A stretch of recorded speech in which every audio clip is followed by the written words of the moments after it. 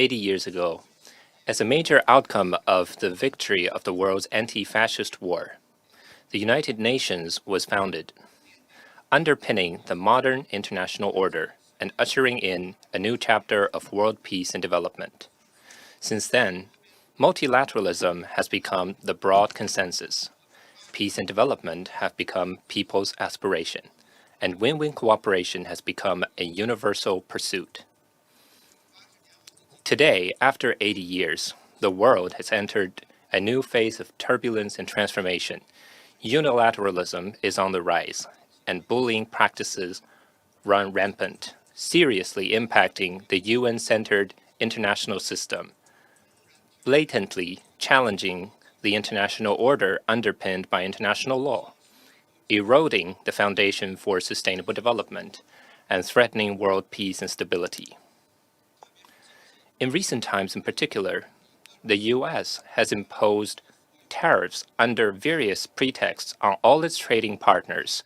This severely infringes upon the legitimate rights and interests of all countries, severely violates the WTO rules, severely undermines the rules-based multilateral trading system, and severely disrupts the global economic order. Under the guise of reciprocity and fairness, the U.S. is playing a zero-sum game, which is essentially about subverting the existing international economic and trade order by means of tariffs, putting U.S. interests above the common good of the international community, and advancing hegemonic ambitions of the U.S. at the cost of the legitimate interest of all countries. The world once again finds itself at a crucial crossroads. Should we firmly advocate multilateralism, or should we allow unilateralism to spread unchecked? Should we promote democracy in international relations, or should we condone power politics? Should we abide by international law and the basic rules governing international relations, or should we return to the law of the jungle where the strong prey on the weak? On these major issues concerning the fundamental interests of all countries and the future of mankind, the international community must make the right choice, make its unified voice heard, and take joint action. The world needs openness and inclusiveness, not closure and isolation. Economic globalization is the only way to human progress and an irresistible trend of the times. Erecting high walls of tariffs is turning back the wheel of history. The world will never and should never return to a state of mutual isolation and fragmentation. All countries should jointly uphold the WTO-centered, rules-based, multilateral trading system, build an open world economy, and make economic globalization more open, inclusive, beneficial to all, and balanced. The world needs sovereign equality, not the strong bullying the weak. Countries, regardless of their size and strength, are all equal members of the international community and are all entitled to participate in international affairs on an equal footing. We need to advocate an equal and orderly multipolar world, where international affairs are addressed through consultation among all and no one is superior. We cannot allow things to be dictated by those with the strongest muscles. No country has the right to put itself above international law. Bullying the weak, threats, and coercion and imposing one's will on others will not win popular support and will ultimately be lifting the rock only to drop it on one's own feet. The world needs fairness and justice, not putting one's own country first. Development is the universal right of all countries, not the exclusive privilege of a few. The fruits of development should increasingly and more equitably benefit every country and every individual. The rich countries getting richer while the poor countries remaining poor is not an option.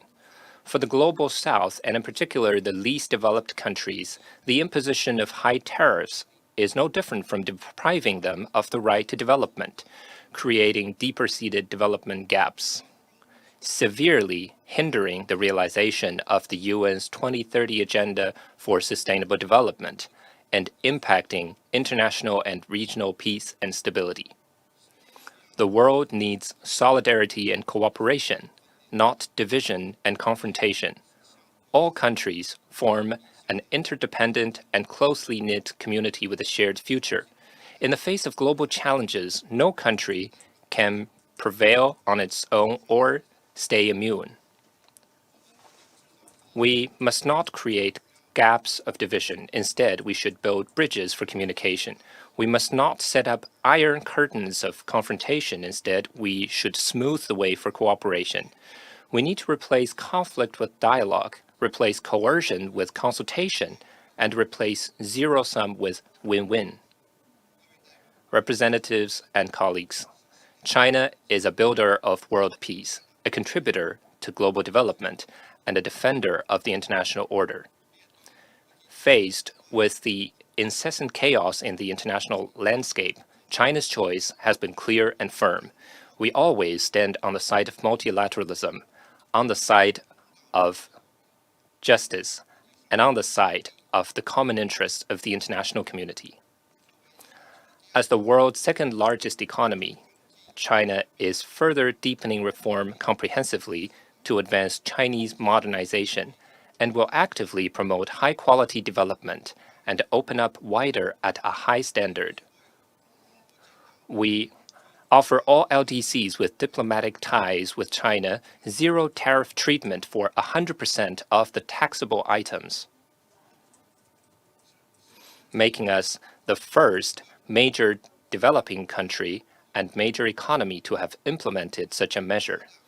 China's supersized market always remains open to the world, and all countries are welcome to get on board the express train of China's development. As a permanent member of the Security Council, China practices true multilateralism, firmly opposes hegemonism and power politics, and always upholds justice and stands up for what is right.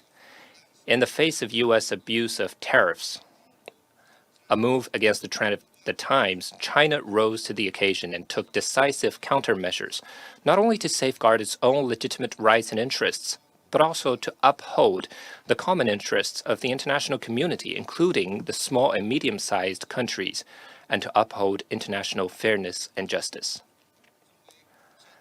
As a great country nurtured by 5,000 years of Chinese civilization, China maintains strong strategic focus and great resilience, which provides stability and certainty to a world in turbulence.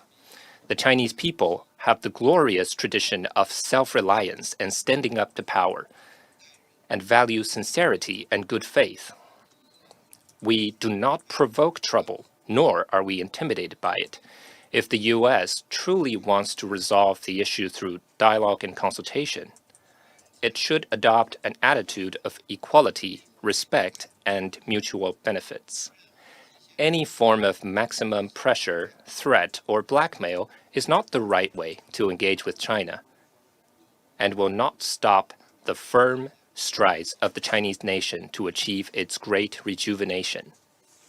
Representatives and colleagues, let's join hands, follow the historical trend of peace and development, break the countercurrent of unilateralism and bullying practices, uphold the UN-centered international system, uphold the international order underpinned by international law, and jointly create a better future for the world.